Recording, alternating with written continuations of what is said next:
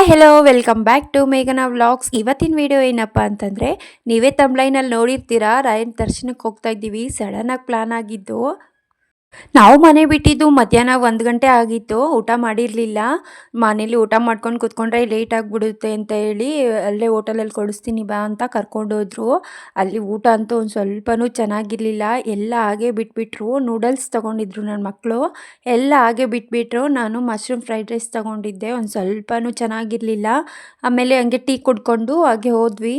ಸಡನ್ನಾಗಿ ಪ್ಲ್ಯಾನ್ ಆಗಿದ್ದು. ನಮ್ಮನೆಯವರು ಬೆಳಗ್ಗೆ ಎದ್ದು ಮಂತ್ರಾಲಯಕ್ಕೆ ಹೋಗೋಣ ಅಂತ ಹೇಳಿದ್ರು. 6 ವರ್ಷದಿಂದ ಹೋಗೋಣ ಅಂತ ಹೇಳಿ ಹೋಗೋದಕ್ಕಾಗಿರಲಿಲ್ಲ. ಈಗ ಹೋಗ್ತಾ ಇದ್ದೀವಿ. ನನಗಂತೂ ರಾಯರೇ ಕರ್ಸ್ಕೊಳ್ತಿದ್ದಾರೆ ಅಂತ ಅನಿಸ್ಬಿಡ್ತು. ಯಾಕಂದರೆ ನಾವು ಹೋಗಬೇಕು ಅಂದಾಗ ನಾವು ಹೋಗೋದಕ್ಕಾಗೋದಿಲ್ವಂತೆ, ರಾಯರೇ ನಮ್ಮನ್ನು ಕರ್ಸ್ಕೊಳ್ತಾರಂತೆ. ಹಾಗೆ ನನಗೂ ಅನಿಸ್ಬಿಡ್ತು ರಾಯರೇ ನನ್ನನ್ನು ಕರ್ಸ್ಕೊಳ್ತಿದ್ದಾರೆ ಅಂತ. ನಾವು ಮಂತ್ರಾಲಯಕ್ಕೆ ಹೋಗೋಷ್ಟರಲ್ಲಿ ನೈಟ್ 8:30 ಆಗಿಬಿಟ್ಟಿತ್ತು. ಅಲ್ಲೇ ರೂಮ್ ಬುಕ್ ಮಾಡಿಕೊಂಡು ರೂಮ್ಗೆ ಹೋದ್ವಿ. ಬೆಳಗ್ಗೆನೇ ಹೋಗೋಣ ದೇವಸ್ಥಾನಕ್ಕೆ ಅಂತ.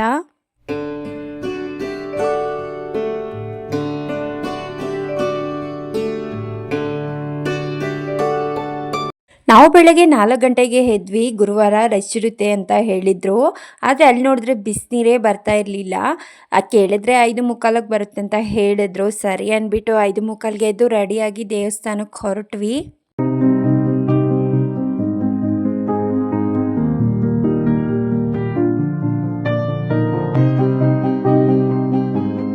ಪ್ರಸಾದ ತೊಗೊಂಬಿಡೋಣ ಅಂತ ಹೇಳಿದರು ಫಸ್ಟು.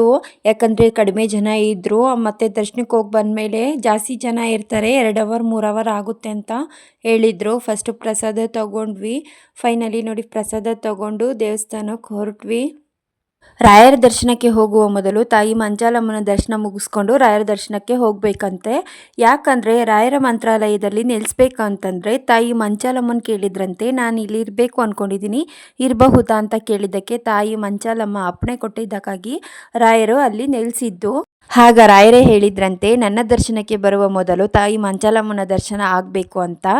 ರಾಯರ ಆಸೆಯಂತೆ, ಅವರ ಇಚ್ಛೆಯಂತೆ ಯಾರು ಮಂಚಾಲಮ್ಮನ ದರ್ಶನ ಮಾಡಿಕೊಂಡು ರಾಯರ ದರ್ಶನಕ್ಕೆ ಹೋಗ್ತಾರೋ ಅವರ ಎಲ್ಲ ಆಸೆನೂ ಈಡೇರುತ್ತೆ ಅಂತ ಹೇಳ್ತಾರೆ. ನಾವು ಮೊದಲು ತಾಯಿ ಮಂಚಾಲಮ್ಮನ ದರ್ಶನ ಮುಗಿಸ್ಕೊಂಡು ರಾಯರ ದರ್ಶನಕ್ಕೆ ಹೋಗ್ತಾ ಇದ್ದೀವಿ.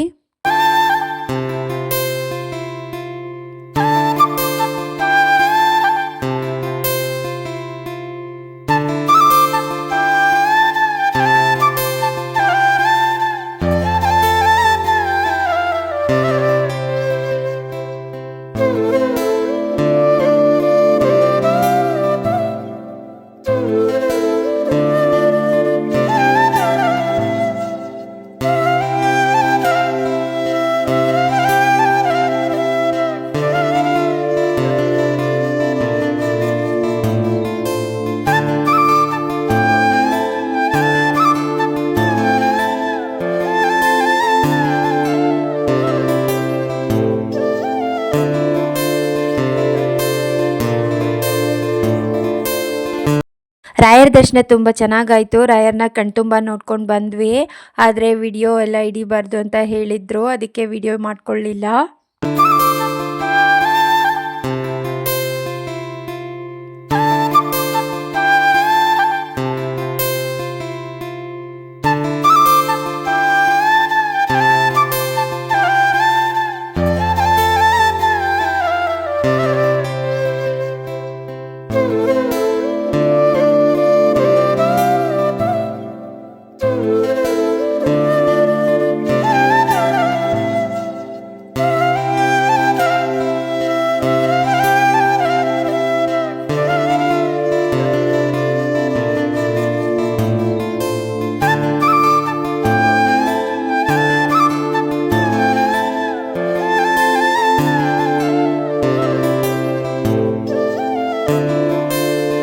ರಾಯರ ದರ್ಶನ ಮುಗಿಸ್ಕೊಂಡು ನಾವೀಗ ಪಂಚಮುಖಿ ಆಂಜನೇಯ ದೇವಸ್ಥಾನಕ್ಕೆ ಹೊರಟ್ವಿ.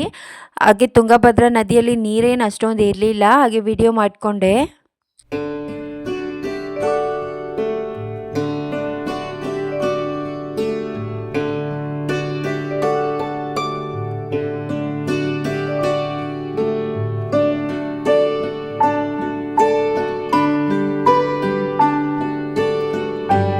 ಪಂಚಮುಖಿ ಆಂಜನೇಯ ದೇವಸ್ಥಾನಕ್ಕೆ ಬಂದ್ವಿ. ಮಂತ್ರಾಲಯದಿಂದ ಒಂದು 20 ಕಿಲೋಮೀಟ್ರ್ ಆಗುತ್ತೆ. ಮಂತ್ರಾಲಯಕ್ಕೆ ಬಂದಮೇಲೆ ಪಂಚಮುಖಿ ಆಂಜನೇಯ ದೇವಸ್ಥಾನಕ್ಕೆ ಬರಬೇಕು ಅಂತ ಹೇಳ್ತಾರೆ. ಯಾಕಂದರೆ ರಾಘವೇಂದ್ರ ಸ್ವಾಮಿಗಳು 12 ವರ್ಷ ತಪಸ್ಸು ಮಾಡಿದ ಸ್ಥಳ ಇದು. ರಾಯರ ಭಕ್ತಿಗೆ ಮೆಚ್ಚಿ ಇಲ್ಲಿ ಆಂಜನೇಯನು ಪಂಚಮುಖಿಯಾಗಿ ಆಂಜನೇಯನಾಗಿ ಇಲ್ಲಿ ದರ್ಶನ ಕೊಟ್ಟಿರುವ ಸ್ಥಳ ಇದು. ಪಂಚಮುಖಿ ಆಂಜನೇಯ ದೇವಸ್ಥಾನದಲ್ಲಿ ಆಂಜನೇಯ ಪಾದರಕ್ಷೆಗಳು ಕೂಡ ಇವೆ. ಅದನ್ನು ಕೂಡ ತಪ್ಪದೆ ನೋಡ್ಕೊಂಡು ಬನ್ನಿ. ವಿಡಿಯೋ ಮಾಡ್ಕೊಡ್ತಿದ್ದೆ ನಾನು. ಅವರು ನೋಡಿ ವಿಡಿಯೋ ಮಾಡಬಾರ್ದು ಅಂತ ಹೇಳಿದರು, ಮತ್ತು ಆಫ್ ಮಾಡಿ ಕೆಳಗಡೆ ಇಟ್ಕೊಂಡು ವಿಡಿಯೋ ಮಾಡಿಕೊಡ್ತಿದ್ದೆ ಅವ್ರಿಗೆ ಕಾಣಿಸ್ದೇ ಇರೋ ಥರ.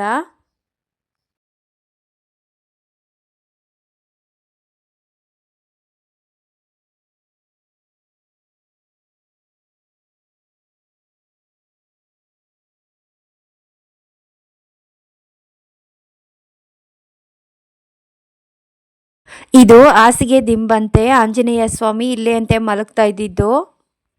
ಇಲ್ಲಿನ ಕಲ್ಲುಗಳು ತುಂಬ ವಿಶೇಷವಾದ ಕಲ್ಲುಗಳು. ಹಾಗೆ ಪಂಚಮುಖಿ ದೇವಸ್ಥಾನ ಹಿಂದೆಗಡೆನೆ ದೊಡ್ಡ ಬಂಡೆಯಲ್ಲಿ ಲಕ್ಷ್ಮೀ ದೇವಸ್ಥಾನ ಇದೆ.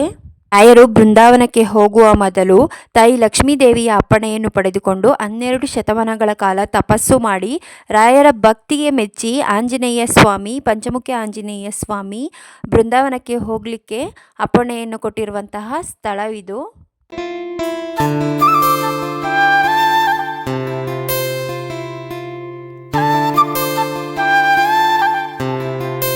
ಕೀಳಾಗಿ ಕಂಡವರ ಮುಂದೆ ತಲೆ ಎತ್ತಿ ಮೆರೆಯುವಂತೆ ಮಾಡು ತಂದೆ ಅಂತ ರಾಯರ ಹತ್ರ ಕೇಳಿಕೊಂಡು ಇವತ್ತಿನ ವಿಡಿಯೋನ ಇಲ್ಲೇ ಎಂಡ್ ಮಾಡ್ತಾ ಇದ್ದೀನಿ. ವಿಡಿಯೋನ ಕೊನೆ ತನಕ ನೋಡಿದ್ದಕ್ಕಾಗಿ ತುಂಬ ಧನ್ಯವಾದಗಳು. ಹಾಗೆ ವಿಡಿಯೋನ ಯಾರೆಲ್ಲ ಸಬ್ಸ್ಕ್ರೈಬ್ ಆಗದೆ ನೋಡ್ತಾ ಇದ್ದೀರೋ ದಯವಿಟ್ಟು ಸಬ್ಸ್ಕ್ರೈಬ್ ಮಾಡ್ಕೊಳ್ಳಿ, ಲೈಕ್ ಮಾಡಿ, ಶೇರ್ ಮಾಡಿ, ಕಾಮೆಂಟ್ ಮಾಡಿ. Thank you for watching.